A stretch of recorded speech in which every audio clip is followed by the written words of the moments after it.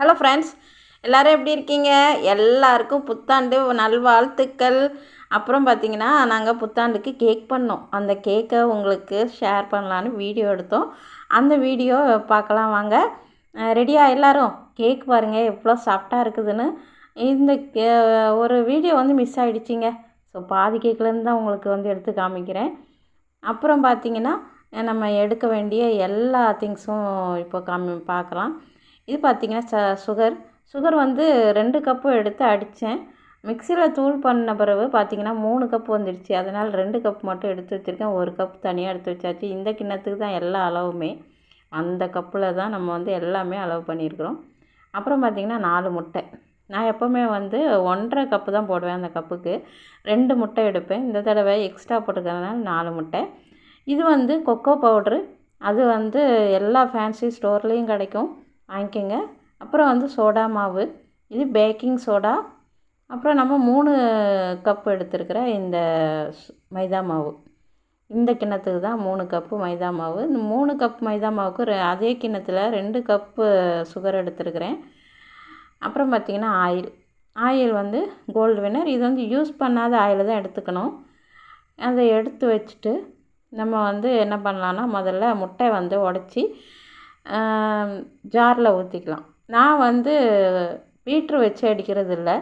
இப்போ இந்த மாதிரி ஜாரில் பீட்ரு வந்து நான் வந்து என்னென்னா க்ரீம் செய்கிறதுக்கு மட்டும்தான் பீட்ரு யூஸ் பண்ணுவேன். இருக்குது நம்ம வீட்டில் பீட்ரு, ஆனால் வந்து அது யூஸ் பண்ணுறதில்ல. என்னென்னா இதில் சீக்கிரமாக வேலை முடிஞ்சிடும் இல்லையா, அதனால் 4 முட்டையும் வந்து உடச்சி ஊற்றிக்கிட்டு அது கூட வந்து ஆயில் ஊற்றிக்கலாம்.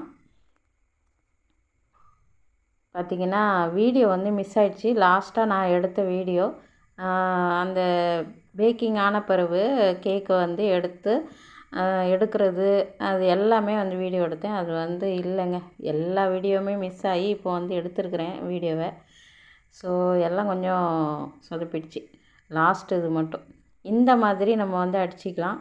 முதல்ல எண்ணெயும் முட்டையும் அடிச்சுட்டு அதுக்கப்புறம் சுகரை கொஞ்சம் கொஞ்சமாக ஆட் பண்ணி அதையும் நல்லா அடிச்சுக்கிட்டு அது வந்து இந்த லெவலில் வந்து இருக்கணும். பாருங்கள் எப்படி இருக்குதுன்னு. இதை வந்து இப்போது அடுத்த பவுலில் நம்ம வந்து மாற்றிக்கலாம். மாற்றி எடுத்துக்கிட்டு அதில் நம்ம வந்து மாவு போட்டு கலக்கணும். இப்போ வந்து மாவை ரெடி பண்ணிக்கலாம். இதை வந்து எடுத்து வச்சுட்டு மாவு எப்படி ரெடி பண்ணணுங்கிறத பார்த்துடலாம். ஒன்றும் இல்லை, ஒரு கிண்ணத்தை நம்ம எடுத்தோம் இல்லையா, அந்த பவுல்லையே ஒரு அரை கப்பு வந்து கொக்கோ பவுடர் எடுத்துக்கிட்டேன். கொக்கோ பவுட்ரு கூட இந்த மைதா மாவையும் போட்டு நல்லா ஜலிச்சிடணும். இது வந்து ஒரே தடவையாக ஜலிக்கக்கூடாது, மறுபடியும் ஜலிக்கணும். நல்லா கலந்து வரணும். வந்து ஃபஸ்ட்டு தடவை மறுபடியும் வந்து ஜலிக்கணும். ஜலிக்கும்போது சோடா மாவு பேக்கிங் பவுட்ரு கலந்துக்கணும். இப்போது வந்து இதை ஜலிச்சிட்டு என்ன பண்ணுறேன்னா 2வது தடவை பேக்கிங் பவுட்ரும் சோடா மாவும் ஒரு ஸ்பூன் போட்டுக்கிறேன். போட்டுட்டு அதையும் நல்லா ஜலிச்சிடணும். ஜலிச்சதுக்கப்புறம் பாருங்கள் எல்லாமே நல்லா கலந்து வந்துடுச்சு. இப்போது வந்து நம்ம அந்த எடுத்து வச்சுருக்குறோம் இல்லையா அடித்து முட்டை, எண்ணெய், சுகர்லாம், அது கூட இந்த மாவை கலந்து நல்லா கலக்கணும். இதில் தாங்க கலக்கிறதுல தான் உங்களுக்கு வந்து பெரிய இதுவாக இருக்கும். இது வந்து டைரெக்ஷன் மாற்றி வந்து கலக்கக்கூடாது. ஒரே டைரெக்ஷன்லே ஃபஸ்ட்டு நீங்கள் எப்படி கலக்கிறீங்களோ அதே மாதிரி கடைசி வரைக்கும் கலக்கணும். இந்த வெண்ணிலா எசன்ஸ் ஊற்றிக்கிறேன் ஒரு மூடி.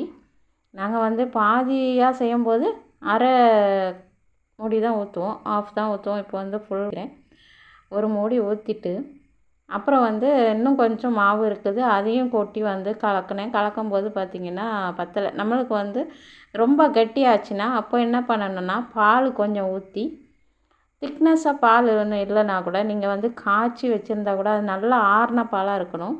அதை எடுத்து வந்து ஊற்றி கலந்துக்கோங்க.